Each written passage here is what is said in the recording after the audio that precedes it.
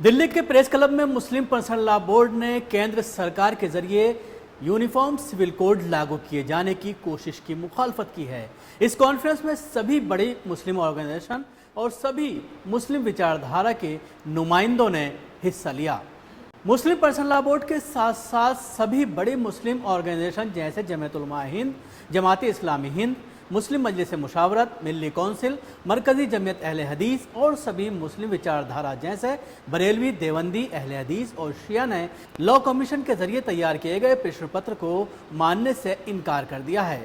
Personal law board का कहना है कि ये सिर्फ मुसलमानों का मामला है, इसमें देश के दूसरे धर्म के लोगों से राय लेने का कोई मतलब नहीं बनता। जहाँ तक ताल्लुक यूनिफॉर्म सिविल कोड का है, हम सब लोगों की एक राय है कि यूनिफॉर्म सिविल कोड इस मुल्क के लिए किसी तरह मुनासिब नहीं है। ये मुल्क गंगा जमनी तहजीब का मुल्क है। यहाँ मुख्तलिफ मजहब के मानने वाले रहते हैं, मुख्तलिफ तहजीबों के मानने वाले रहते हैं, अलग अलग कल्चर है उनका, अलग अलग रीत रिवाज है।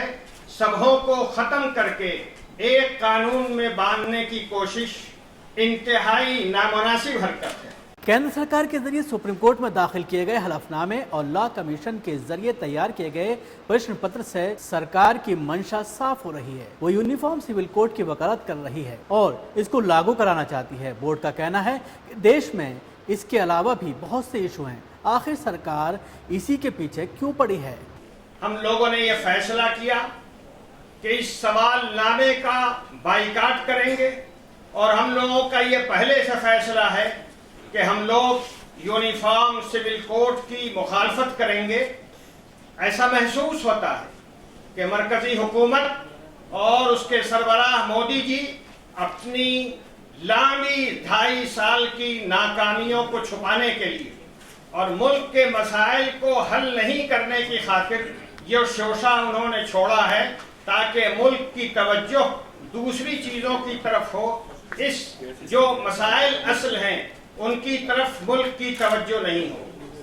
बोर्ड का कहना है कि सरकार और लॉ कमीशन ये स्पष्ट कर ले कि ये सिर्फ और सिर्फ मुसलमानों का मामला है और वो इस मामले में किसी दूसरे की दखल बर्दाश्त नहीं करेंगे।